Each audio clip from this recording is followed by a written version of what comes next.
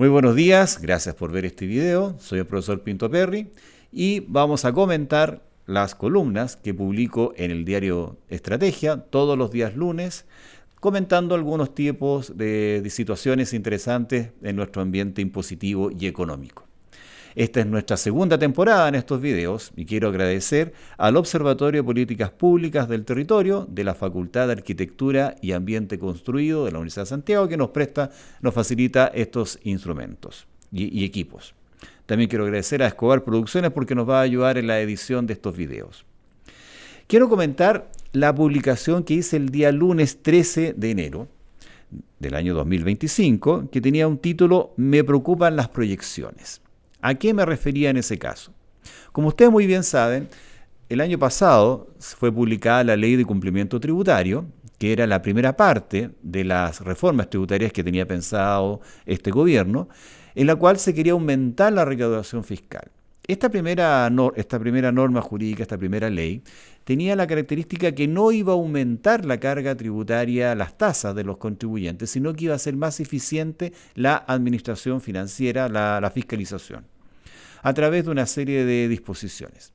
Así también tenía algunas normas transitorias que buscaban recaudar por otros mecanismos.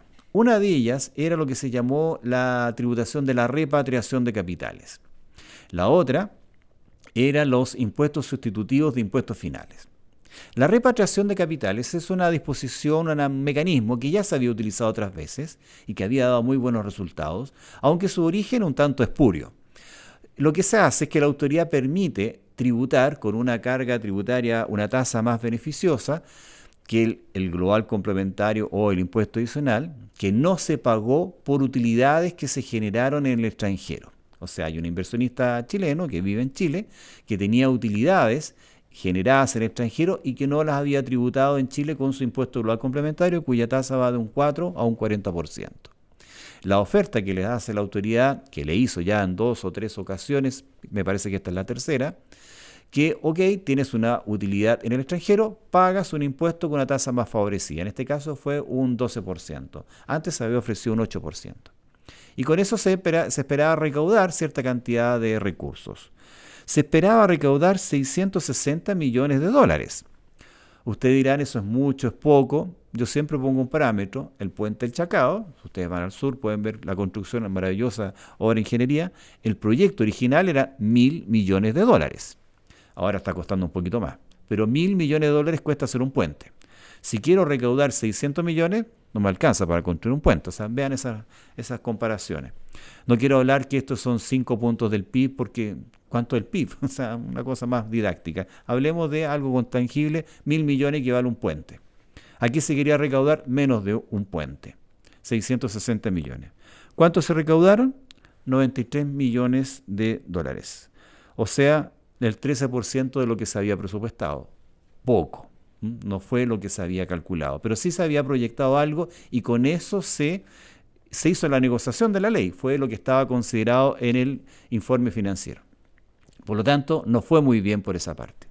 Donde sí fue muy bien fue con el impuesto sustitutivo de impuestos finales. ¿Qué es eso? En Chile, las empresas, hablemos de las empresas, generan una utilidad, pagan el impuesto de primera categoría y quedan emposadas las utilidades de la empresa esperando que los socios retiren esas utilidades. Cuando las retiran, a través de retiros o dividendos, pagan el impuesto global complementario, que nuevamente va de un 4 a un 40%, dependiendo del monto del retiro, el monto de la base imponible del contribuyente. Si yo no retiro las utilidades, yo inversionista no retiro esas utilidades, no gatillo el impuesto global complementario y el fisco no recibe el impuesto global complementario porque no se ha incurrido en el hecho gravado que es el retiro. Por lo tanto, no hay impuesto global complementario, la utilidad está en la empresa. ¿Qué es lo que ofrece la autoridad? Mira, no importa que retires o no retires, págame una tasa X de impuesto, que se supone que es más baja que tu tasa de global complementario, y si quieres retiras, si quieres no retiras. Cuando retires no vas a pagar impuesto porque me vas a pagar el impuesto ahora, vas a anticipar esa tributación futura. Eso fue el otro mecanismo que se había propuesto.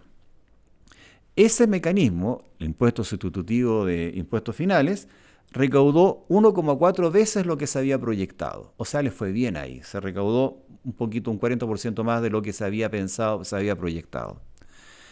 Entonces, se anunció que se había recaudado un 13% del impuesto, la repatriación de capitales y mucho más con el tema de los impuestos sustitutivos. Se pensaba recaudar aproximadamente 1.200 millones de dólares, un puente del Chacao y un poquito más.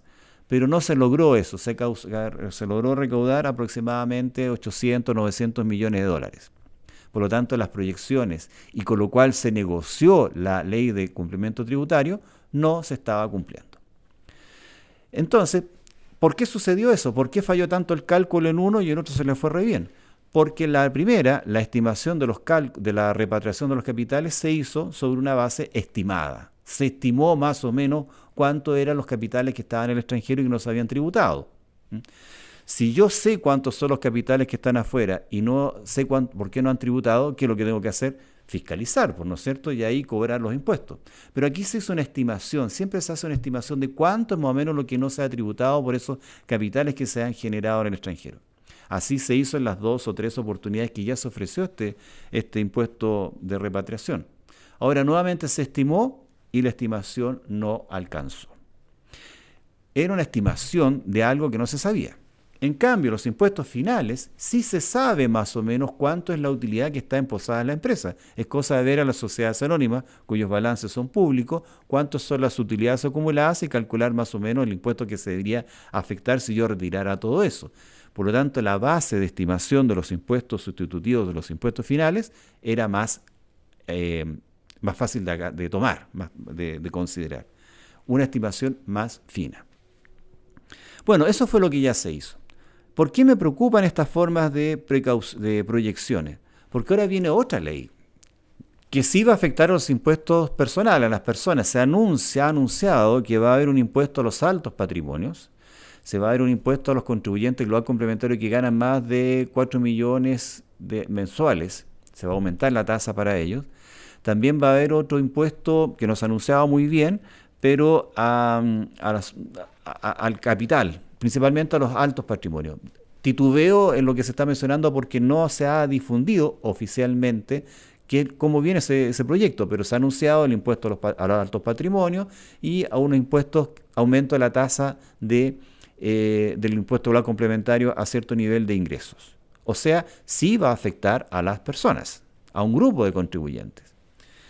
Si se hacen estimaciones sobre ese objetivo con esa nueva ley, nueva reforma tributaria que se va a anunciar, si se hacen esas proyecciones de la misma forma como se hicieron en esta, tan fallidas, me preocupa porque la negociación de esa segunda reforma tributaria va a ser más sobre bases, el efecto es más dañino, el efecto afecta más a la economía, porque es el impuesto a la renta.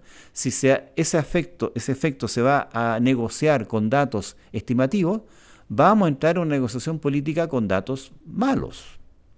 Entonces se va a proyectar una recaudación con la cual se va a negociar, va a salir la ley, se va a anunciar a la población que el Estado va a tener una mayor recaudación y se va a prometer solucionar problemas sociales.